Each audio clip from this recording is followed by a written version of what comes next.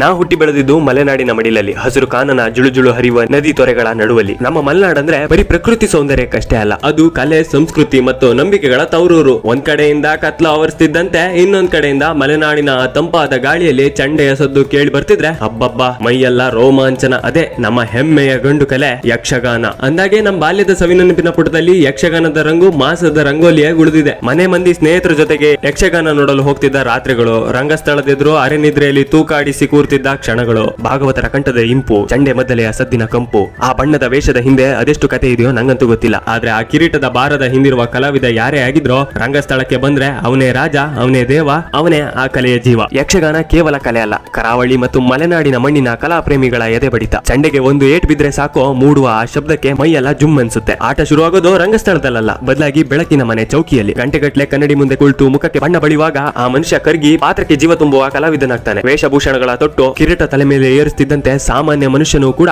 ಸಾಕ್ಷಾತ್ ದೇವರು ಅಸುರನು ಆಗಿ ಬದಲಾಗ್ತಾನೆ. ಇದೇ ಆ ಬಣ್ಣದ ಲೋಕಕ್ಕಿರುವ ಶಕ್ತಿ. ಗಂಡಸರೇ ಹೆಣ್ಣಿನ ರೂಪ ತೊಟ್ಟು ರಂಗಕ್ಕೆ ಬರುವ ಆ ಸ್ತ್ರೀ ವೇಷ, ಚಂಡೆ ಮದ್ದಲೆಯ ಹಿಮ್ಮೇಳದ ನಾದ, ಪುರಾಣದ ಪಾತ್ರಗಳ ಮಾಯಾಲೋಕ, ತಲೆ ಮೇಲಿನ ಭಾರವಾದ ಕಿರೀಟ, ಮೈತುಂಬಾ ಒಡವೆಗಳೊಂದಿಗೆ ವೀರ ರೌದ್ರ ಸೇರಿದಂತೆ ನವರಸಗಳನ್ನೇ ಕಣ್ಣೆದುರೇ ಜೀವಂತವಾಗಿ ತರುವ ಆ ನಾಟ್ಯ. ಒಟ್ಟಾರೆ ಯಾವಾಗ ರಂಗಸ್ಥಳದ ಮೇಲೆ ಆ ಹೆಜ್ಜೆ ಗೆಜ್ಜೆಗೆ ತಕ್ಕ ಚಂಡೆಯ ಶಬ್ದ ಮೊಳಗುವುದೋ ಇಡೀ ರಾತ್ರಿ ನಿದ್ದೆಗೆಟ್ಟು ಜನ ಮಂತ್ರ ಮುಗ್ಧರಾಗಿ ಕೂರ್ತಾರೆ. ಆ ಕಣ್ಣಿನ ನೋಟ, ಆ ರೌದ್ರಾವತಾರದ ಹೆಜ್ಜೆಗಳು, ಆ ಗಾಂಭೀರ್ಯತೆ, ಅರ್ಥಪೂರ್ಣವಾದ ಸಂಭಾಷಣೆ, ಆ ಗೆಜ್ಜೆಯ ಸದ್ದು, ಹಬ್ಬ, ಇದು ನಮ್ಮ ಕರಾವಳಿ ಮತ್ತು ಮಲೆನಾಡಿನ ಪ್ರತಿ ಮನೆಯ ಹಿರಿಯ ಹಾಗೂ ಕಿರಿಯರ ಮನಗೆದ್ದ ಅದ್ಭುತ ಕಲೆ. ತೆಂಕುತಿಟ್ಟಿನ ಗತ್ತು ನಮ್ಮ ಕರಾವಳಿಯ ಸೊಬಗಾದರೆ, ಬಡಗುತಿಟ್ಟಿನ ತಾಳ ನಮ್ಮ ಮಲೆನಾಡಿನ ನಾಡಿಮಿಡಿತ. ಇದು ಬರೀ ಹಾಡು ಕುಣಿತದ ಕತೆ ಅಲ್ಲ, ನಮ್ಮ ಮಣ್ಣಿನ ಸಂಸ್ಕೃತಿಯ ಇತಿಹಾಸದ ಜೀವಂತ ಸಾಕ್ಷಿ. ಸದ್ಯ ಇದು ಕೇವಲ ಕರಾವಳಿ ಮಲೆನಾಡಿಗೆ ಸೀಮಿತವಾಗಿರದೆ ಯಕ್ಷಗಾನದ ವ್ಯಾಪ್ತಿ ವಿಸ್ತರಿಸುತ್ತಿದೆ. ನಿಧಾನವಾಗಿ ರಾಜ್ಯದ ಹಲವು ಭಾಗಗಳನ್ನು ತಲುಪಿದಷ್ಟೇ ಅಲ್ಲದೆ ರಾಜ್ಯ ಹಾಗೂ ದೇಶದ ಗಡಿಯಾಚೆಗೂ ಯಕ್ಷಗಾನದ ಚಾಪು ಪಸರಿಸುತ್ತಿರೋದು ಒಂದ್ ರೀತಿಯ ಹೆಮ್ಮೆಯ ಸಂಗತಿಯೇ ಹೌದು. ಇದೊಂದು ರೀತಿ ರಾತ್ರಿ ಇಡೀ ಮುಚ್ಚದ ಕಣ್ಣುಗಳನ್ನು ಬೆಳಗಿನ ಸೂರ್ಯ ಮೂಡುವವರೆಗೆ ಆ ಬಣ್ಣದ ಲೋಕದಲ್ಲಿ ತೇಲಿಸುವ ಸೊಬಗಿನ ಬಣ್ಣದ ಹಬ್ಬ.